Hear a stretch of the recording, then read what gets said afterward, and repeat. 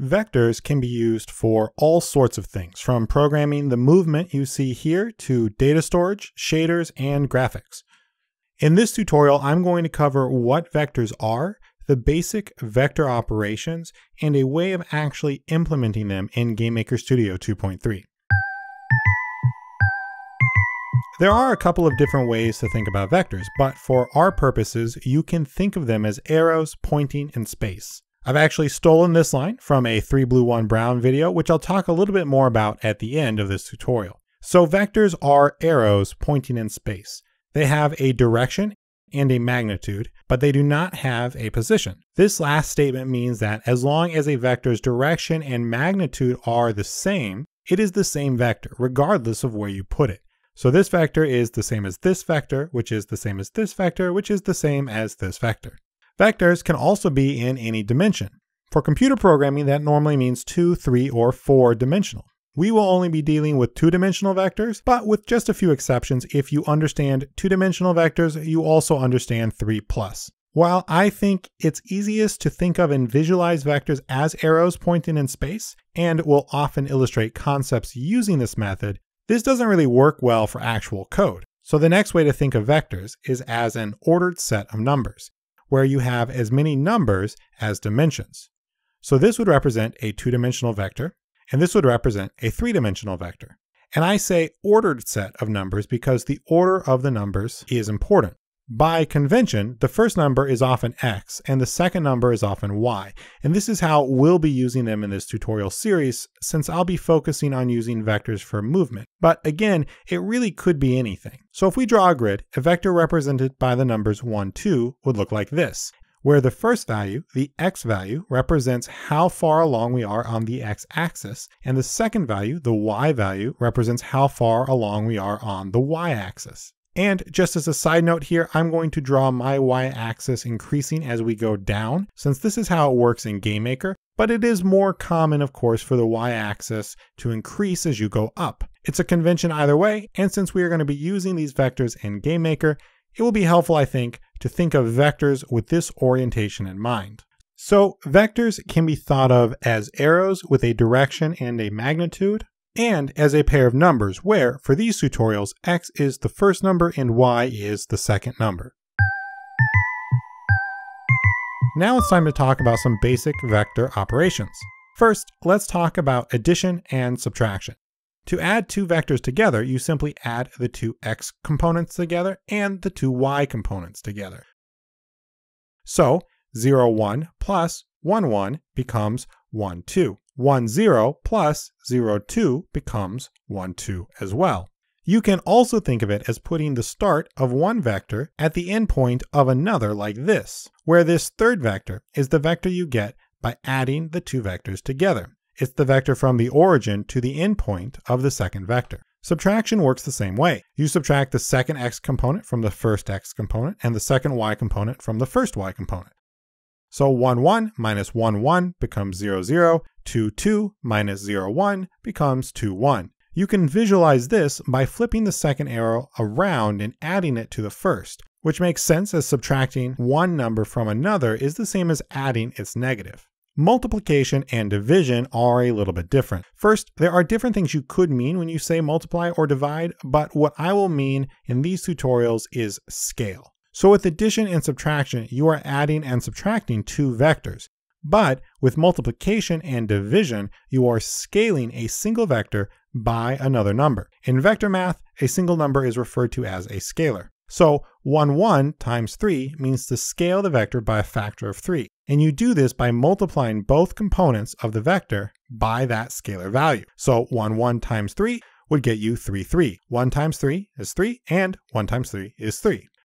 Division works the exact same way. 2, 1 divided by 2 would cut the vector in half and give you a vector that is 1, 0.5. 2 divided by 2 is 1, and 1 divided by 2 is 0.5.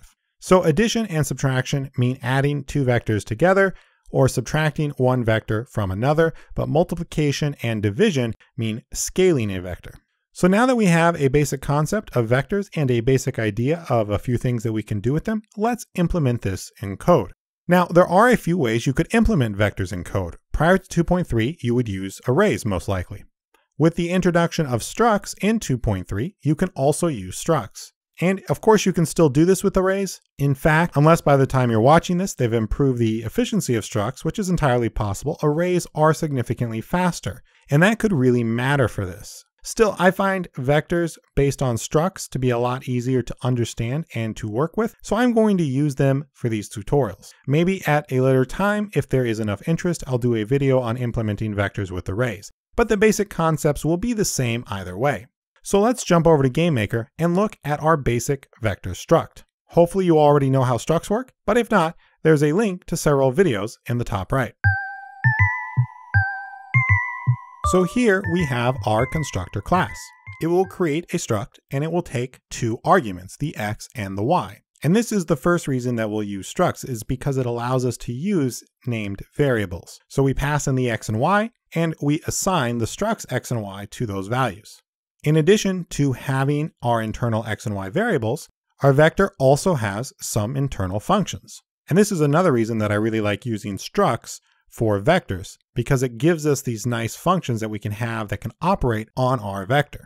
Our first function is the set function. It just sets x and y to the values that you pass in. This is of course technically unnecessary. You could do so directly, but this allows you to do it in one line. Next, we have our static add function. This function takes a vector and then adds that vector's x and y to this vector's x and y. Our subtract function does the exact same thing. It takes a vector as an input and then subtracts that vector's x and y from this vector's x and y. One very important thing to note here is that these functions directly act upon the first vector. So they don't return a new vector. They're going to change this vector's x and y directly. We also have our multiply function and our divide function. As we discussed, they take a scalar value and then they simply multiply or divide the vector's x and y components by that scalar value. And this is really all we need for a basic vector class. In future tutorials, I will be adding and going over a number of very important functions that you also want when you have a vector class, but this is already enough to do some cool things. So let's use these functions to create a little demo. If we look at this entire project, we have our basic vector scripts, which is a script asset, but we also have this ship object, which I'm going to go over in just a moment.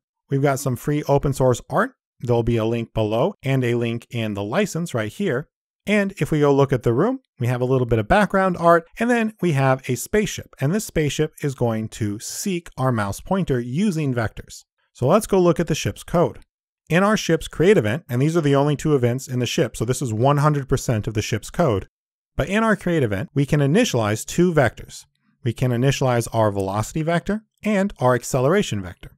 We'll also initialize the variable acceleration force, which will determine how quickly the ship accelerates. In our step event, we can create a couple of temporary variables. We can get the direction from our current ship's position to our mouse's position. And then we can use the length their x and length their y functions along with our acceleration force variable and that direction to give us an x and y.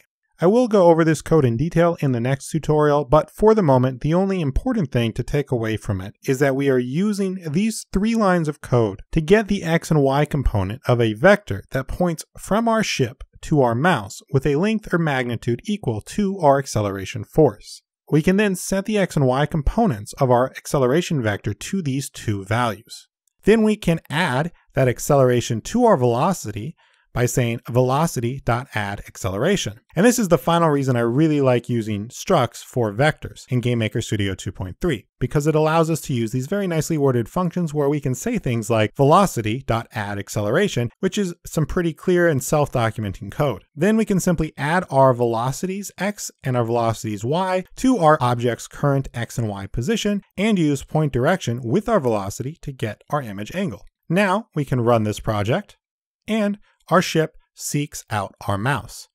I know I went through that code fast, and I will go through all of that code in greater detail in the coming tutorials, but I wanted to show just what is possible even with a very limited set of functions and our vector class. So vectors are incredibly useful, but depending upon how long it's been since you've taken a linear algebra class, they can be a little bit complicated. And for anything that is a little bit complicated, I think it can be very helpful to learn that subject from a few different people. My recommendation here is Grant Sanderson's 3 blue 1 brown video that I referenced earlier and am showing in the background now. His videos in general are incredible, and this one specifically will make learning and understanding vectors so much easier. In the next video of this series though, we'll be going over our ship's code in greater detail, adding more functions to our vector class, and using those functions to improve our ship's seeking behavior.